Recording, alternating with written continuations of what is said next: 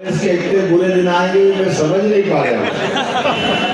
और कितने बुरे दिन आ रहे, आजादी के पहले से आज तक कभी ऐसा नहीं हुआ कि कांग्रेस ने लोकसभा या विधानसभा चुनाव के पहले ही पहली बार घुटने टेकते हुए इतिहास में यहाँ कांग्रेस के प्रदेश के द्वारा भैया बंद कर दो, तुम्हारी हवा बोलने लगी, कांग्रेस में बंद करो, हवा निकालोगे। हम सब जानते हैं कि समाजवादी पार्टी के माध्यम से खजुराहो सीट में कांग्रेस ने कॉम्प्रोमाइज करते हुए किसी दल के साथ मिलकर के पहली बार चुनाव लड़ने का निर्णय किया। ये निर्णय ये बताता है कि कांग्रेस अंदर से पूरी खोखली हो गई, कांग्रेस को डर लग रहा और बच्ची कुची उनको वाले ने पूर्ति कर दी। आपके यहाँ 40 साल से कभी कांग्रेस जीती नहीं थी, जब लड़ाते थे तब हारते थे, लाखों से हारते। और आपकी बार तो हारने के पहले ही कांग्रेस के प्रदेश अध्यक्ष जब विधानसभा चुनाव लड़े तो मधु वर्मा जी ने क्या धोबी पाठ मारा, धड़ाम से हार दिया, ऐसा गिरा कि अभी तक धूम उड़ रही है वहां पे, सूझ नहीं पड़ रही कि हारे तो हारे कैसे। और हारने के बाद ऐसा डर लगा कि उनसे कहा कि भाई बीजेपी के भी प्रदेश अध्यक्ष लड़ रहे हैं, आप भी लोकसभा लड़ लो।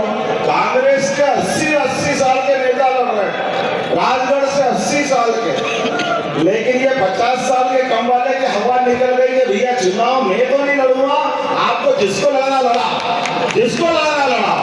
अब भाजपा की आंधी चल रही है, यशस्वी प्रधानमंत्री, और हमें इस बात का गर्व है कि ये हमारी धरती माँ अहिल्या की नगरी की धरती है।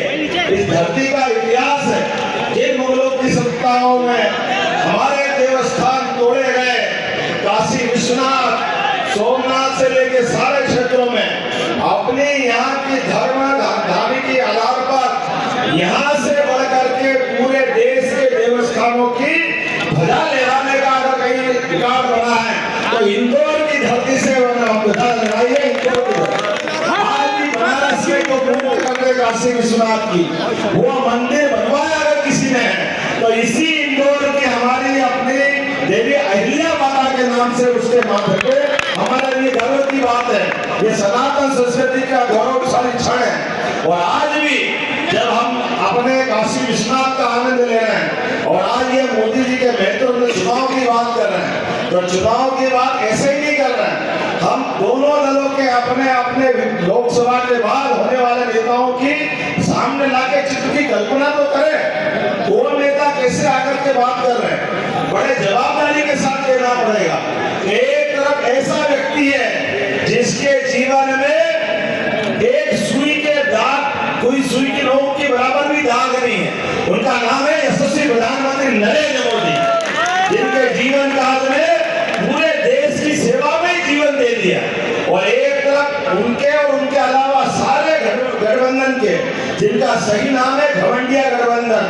हम सब याद करें, ये घमंडिया लोग 17 लाख साल पहले भगवान राम के जमाने में भी सोने की लंका लेकर के दुनिया में अत्याचार करने के लिए पैदा हुए थे। एक मुंह से भी 10-10 मुंह से बातें करते थे और अकल और बुद्धि का ऐसा दिवालियापन कि माता सीता के अपहरण के लिए नकली भगवादारी बन करके गए। लेकिन याद रखना, माता ने भी लक्ष्मण रेखा पार करने की गलती कर दी। इंदौर वाले संकल्प करना, किसी भी हालत में लक्ष्मण रेखा पार मत होने देना। इन्हें नालायकी से बात चल रही है कि नोटा दबाओ, ये खुद तो इनके प्रत्याशी के साथ भाग गए मैदान में और हमको गलत रास्ते बता रहे हैं। ये लोकतंत्र का अपमान है। मैं आपसे अपील करना चाहता हूँ, अगर हम में से इस बात के लिए जानते हैं कि डंके की चोट भारतीय जनता पार्टी का सौभाग्य से चुनाव चिन्ह कमल का है, इस फैले हुई गंदगी में, फैले हुए कीचड़ में हम सब संकल्प करें, यशस्वी प्रधानमंत्री नरेंद्र मोदी के नेतृत्व में भारत को दुनिया का नंबर 1 देश बनाने के लिए और प्रदेश को नंबर 1 का प्रदेश बनाने के लिए अब जब भगवान राम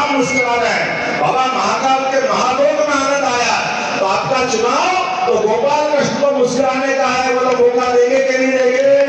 गोपाल कृष्ण भगवान की। हमारे लिए तो आपका समय और आनंद का है। जैसे हम भगवान का जयकारा करते हैं, कांग्रेस की नींद हो जाती है, ये बात मत करो, ये बात मत करो, ये बात मत करो।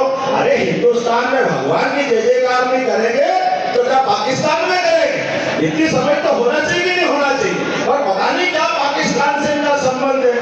अब आप बताओ, देश में चुनाव हो रहा है, कांग्रेस के लिए कोई समर्थन की बात नहीं कर रहा, लेकिन पाकिस्तान के नेताओं के बयान आ रहा है कि कांग्रेस को जीतना चाहिए, कांग्रेस को जिताने के लिए पाकिस्तान की मदद ले रहे हैं। इससे बड़े दुर्भाग्य की बात क्या होगी?